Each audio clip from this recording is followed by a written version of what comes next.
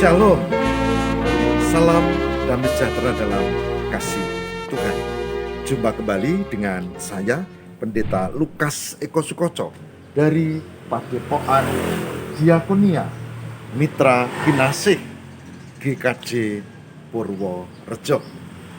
Saudara, saat ini saya akan mengajak kita untuk bersama-sama belajar tentang bagaimana membedah masalah dalam penyertaan Tuhan. Membedah masalah dalam penyertaan Tuhan. Mengapa tema ini penting? Karena tema ini mau angkat kita bahwa hidup kita ini penuh masalah, kesulitan dan persoalan. Kita harus punya metode bagaimana menghadapi kesulitan dan persoalan itu sebagai orang yang percaya, sebagai orang yang diberkati Tuhan, sebagai orang yang yakin bahwa Tuhan menyertai kita.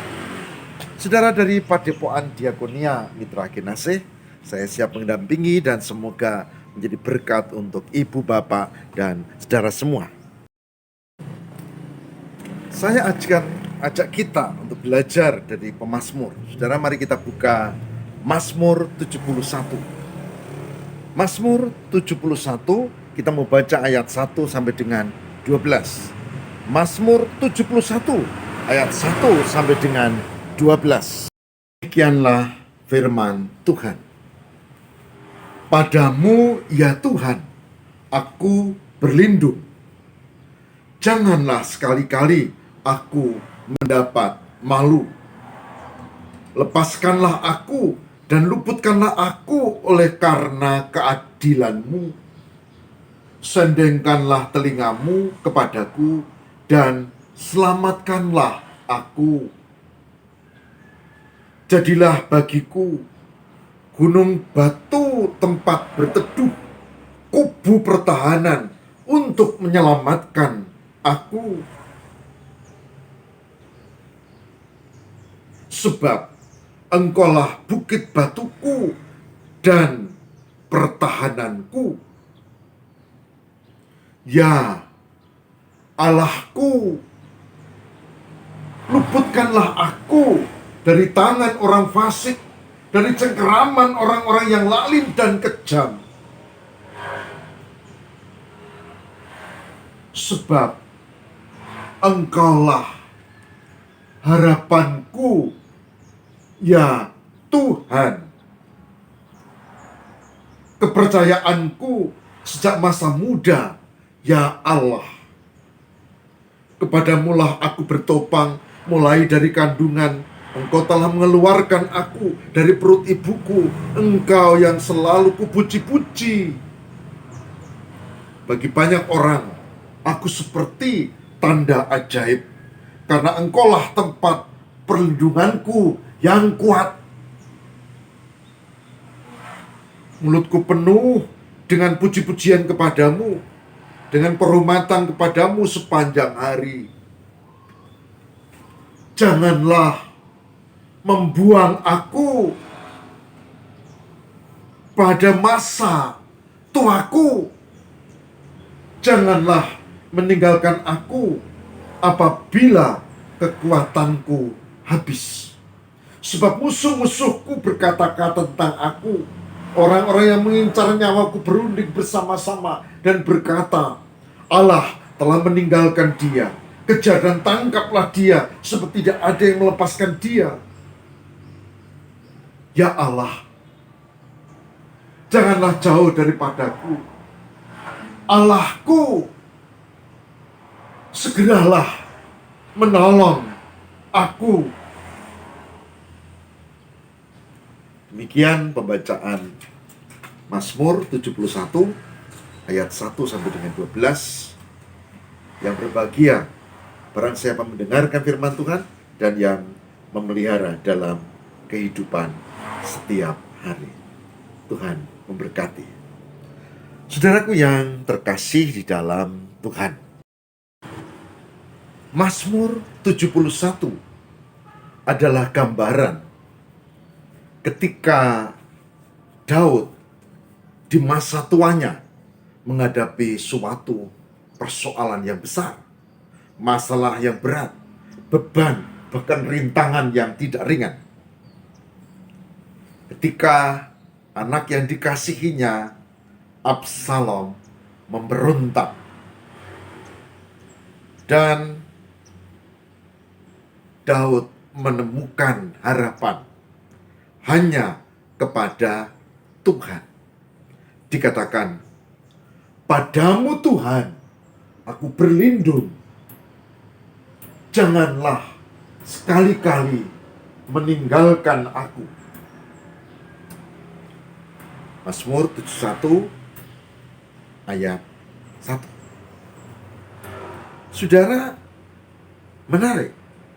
Ketika ada persoalan yang berat, ketika ada masalah, maka yang pertama diingat adalah Allah, Tuhan, dan harapannya kepada Tuhan.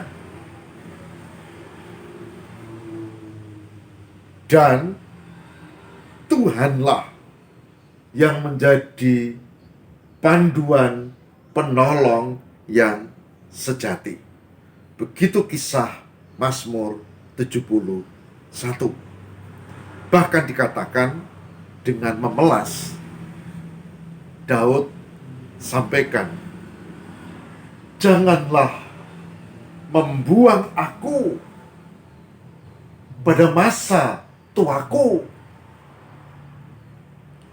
Janganlah meninggalkan aku apabila kekuatanku habis. Saudara, sekali lagi, ini poin penting karena Daud berharap kepada Allah. Dan harapan kuat dipertaruhkan kepada Tuhan. Saudara, kalau secara teori, kalau saudara menghadapi masalah, saudara, itu ada salah satu teori ya, namanya case study, studi kasus. Itu setiap masalah itu kasus, setiap masalah itu bisa dipelajari. Setiap masalah kita bisa, kalau kita berhasil mengatasi itu, kita naik kelas menjadi baik. Maka Tuhan izinkan kita punya pergumulan, karena Tuhan juga izinkan kita untuk bertumbuh di dalam penyertaan Tuhan. Nah, menurut teori sejarah, itu yang pertama, kalau ada masalah memang harus jelas masalahnya. Maka biasanya poin pertama yang dibuat itu description. Dideskripsikan, ditulis itu persoalan atau masalah atau kasusnya. Nah, kadang-kadang kita nggak sabar itu ya. Kadang-kadang masalahnya aja belum jelas, kita langsung bikin tindakan jalan keluar. Itu yang salah. Ada seorang bapak yang istrinya mengeluh terus, dia lagi capek juga, dia bolak-balik ke kantor ngurusi pekerjaan, lalu ke rumah sakit, ke rumahnya sendiri ngurusi pekerjaan, ke rumah sakit. Nah, dia karakternya memang begitu. Maka sudah capek begitu, istrinya mengeluh, dan kemudian dia bilang bahwa ini saatnya anaknya keluar, dan ternyata itu anaknya ini dijahili perawat menurut informasi istrinya, dan ada pendarahan di tangan. Ya, itu apa yang terjadi. Dia tidak membuat deskripsi, dia tidak tenangkan hati, masalahnya apa, dia langsung ambil tindakan. Dia langsung datang ke rumah sakit, perawatnya itu dipanggil, sini, minta mandat. Wah, lalu kemudian wah, terjadilah penganiayaan di sebuah rumah sakit. Dan jadi urusan polisi. Karena itu main hakim sendiri. Apapun alasannya, itu ada prosedur. Tidak boleh kita lalu main hakim sendiri, meskipun kita ini jago gitu ya. Nah, lalu ya sudah terjadi. Akhirnya ditangkap ya oleh polisi karena kejahatan itu, dan tuduhannya macam-macam. Penganiayaan, lalu membanting HP orang, dan seterusnya. Semua ada hukumannya, saudara. Maka kalau ada masalah, yang pertama harus dideskripsikan, piye, genai piye, masalahnya bagaimana, lalu gimana, siapa saja yang ada di lingkaran persoalan itu, dan itu harus jelas. Itu pilar yang pertama, jurus pertama, description, dilukiskan. Yang kedua, setelah dideskripsikan, itu baru kemudian dianalisis. Oh, anak saya pendarahan ya. Kenapa ya tadi? Oh, ternyata harusnya setelah diambil infusnya itu, karena ini kecil ya, venanya bocah, maka harus ditenangkan dulu. Jangan langsung digendong, dibawa kemana-mana. Wah, itu nanti bisa pendarahan. Nah, berarti jelas nih. Mungkin perawatnya kurang pandai menangani anak. Mungkin, pokoknya dianalisa. Jangan langsung tarik, jangan. Deskripsi, analisis, dianalisa. Faktor ini. Kalau sudah satu deskripsi, dua analisis, lalu ketiga itu diinterpretasikan. Interpretasi, ya itu direfleksikan begitu. Oh, ketemu nanti. Nah, kalau sudah direfleksikan akan ketemu ternyata ya ini duduk selai, letak persoalannya itu di sini. Nah, baru terakhir setelah deskripsi, analisis, interpretasi, baru yang keempat adalah tindakan atau aksi. Itu tindakan. Kalau memang perawatnya yang salah, ya dilaporin sesuai prosedur. Kalau istrinya yang keliru, ya diingatkan, namanya juga istri toh. Nah, tapi karena tidak ada langkah-langkah itu, begitu dengar laporan, deskripsi enggak, langsung main tindakan yang salah.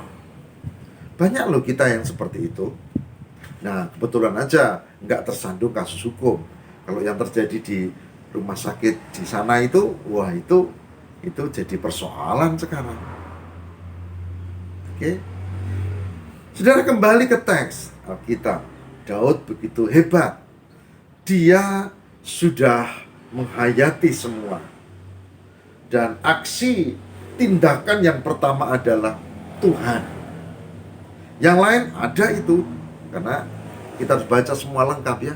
Nanti ada, dan nanti memang kemudian sungguh-sungguh Daud ini diberkati.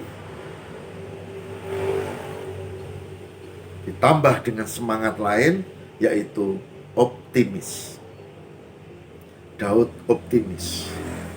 Pada ayat 23 yang tadi belum kita baca. Bibirku bersorak-sorak sementara menyanyikan mazmur bagimu, juga jiwaku yang telah kau bebaskan. Lidahku menyebut keadilanmu sepanjang hari. Dan seterusnya. Jadi selain pada Tuhan, itu sikap hati yang positive thinking, yang penuh sukacita dan meyakini ini. Saudara, saya berharap dalam perenungan kali ini kita belajar dari Daud. Tapi kita juga bisa belajar dari case tadi, deskripsi, analisis, interpretasi, dan aksi. Jangan langsung aksi ya, masalah itu cetok, jangan. Tapi hari ini kita juga belajar bahwa di atas itu semua yang utama adalah Tuhan, kata Daud. Dan itu harus dengan semangat, yakin. Ya. Kenapa? Karena memang Tuhan bisa diandalkan. Selamat menjalani hidup, Tuhan memberkati kita. Amin. Mari kita berdoa. Tuhan, berkatilah kami untuk memiliki sikap yang positif. Berkatilah kami untuk mengutamakan Tuhan di atas segala-galanya. Berkatilah kami untuk mengambil sikap bijak dengan antara lain membuat deskripsi, membuat masalahnya jelas, kemudian analisis, interpretasi, dan akhirnya tindakan atau aksi. Tidak kemerungsung, tidak emosional. Tuhan, berkatilah kami untuk aktivitas hari ini, dan kami mohon Tuhan menyertai kami supaya kami bisa menjalani apa yang kami lakukan dalam naungan kasih Allah. Terima kasih Bapa. Haleluya. Amin.